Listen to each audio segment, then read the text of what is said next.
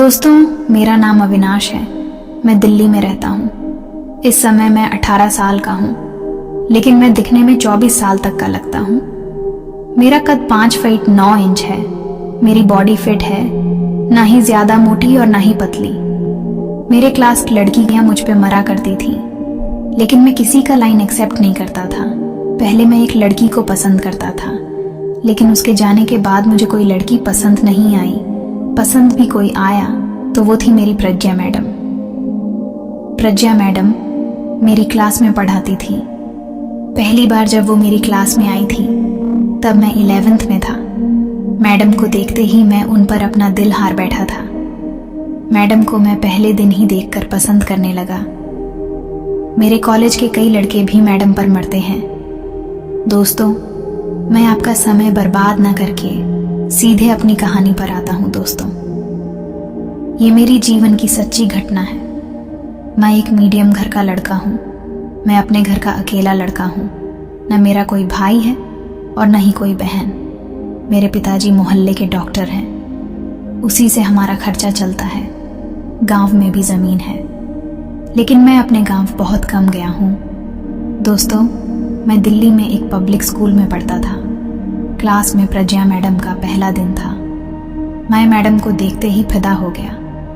कोई भी लड़का मैडम के बारे में बुरा बोलता तो मैं उससे लड़ जाता था। मैडम के सामने कई बार ये बात आई, लेकिन मैडम कुछ ना बोलती।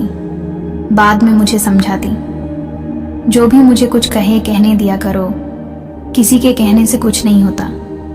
लेकिन मैं बोलता कि कोई आपको बुरा भला कहता है तो मुझे अच्छा नहीं लगता। उस समय प्रज्ञा मैडम लगभग 28-30 साल की थी। एक दिन मैं टिफिन नहीं लाया था। मैडम ने मुझसे पूछा, अविनाश, आज तुम टिफिन नहीं लाए? मैं बोला, मैडम जी, वो मैं जल्दी में भूल आया। प्रज्ञा मैडम बोली, अच्छा, तुम मेरे साथ आओ। मैं प्रज्ञा मैडम के पीछे पीछे चलने लगा। प्रज्ञा मैडम मुझे अपने केबिन में ले गई। मैडम बोली, तुम मेरे साथ में टिफिन कर लो। मैं बोला, नहीं मैडम, मुझे भूख नहीं है। लेकिन प्रज्ञा मैडम मुझे जबरदस्ती खाना खिलाने लगी। फिर हम दोनों एक दूसरे से अच्छी तरह से परिचित हो गए। मैडम भी अब पूरे क्लास में ज्यादा मुझे ही देखती थी। मैं मैडम का सबसे प्यारा स्टूडेंट बन गया।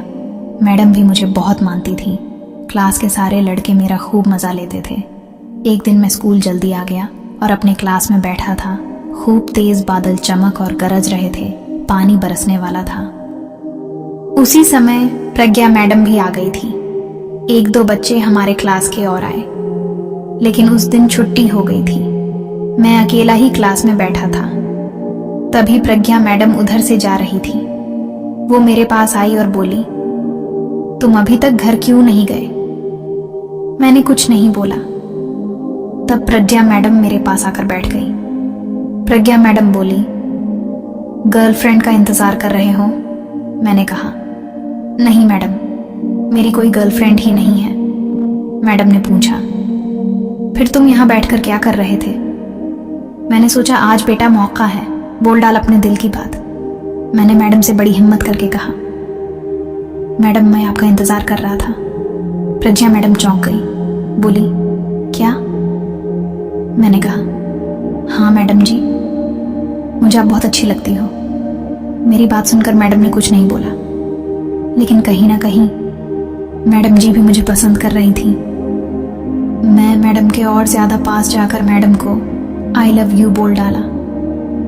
मैडम को बहुत बड़ा सदमा लग रहा था। मैडम कुछ देर तक खामोश रही। फिर मैडम ने भी लव यू टू बोल दिया। प्रज्ञा मैडम ने बताया कि मैं भी उनको बहुत पसंद हूं। मैंने मैडम से कहा, अभी तक बताया क्यों नहीं?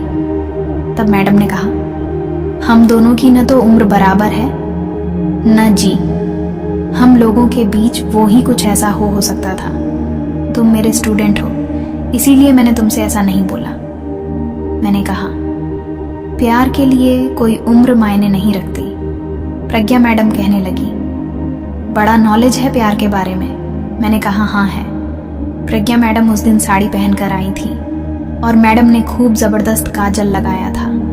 मैडम की आंखें बहुत ही अच्छी थी। तिरछी नजर से वो हमें देख रही थी। मैं मैडम की आंखों में देख रहा था। मैं और प्रज्ञा मैडम सबसे ऊपर के रूम में थे। वहां कोई भी नहीं आ रहा था। पानी बहुत तेज बरस रहा था। सारे कैमरे ऑफ थे। फिर मैडम से बात करने लगा। कुछ ही देर में मैडम को मैंने करीब कर लिया। मैडम ने कोई विरोध नहीं किया। फिर मैडम ने कहा, पहले दरवाज़ा बंद कर दो। मैंने आगे का दरवाज़ा बंद कर दिया। फिर वो सब के बाद मैडम मुस्कुराती हुई चली गई और जाते जाते बोल गई कि ऐसा आनंद तो उन्हें पहली बार मिला है।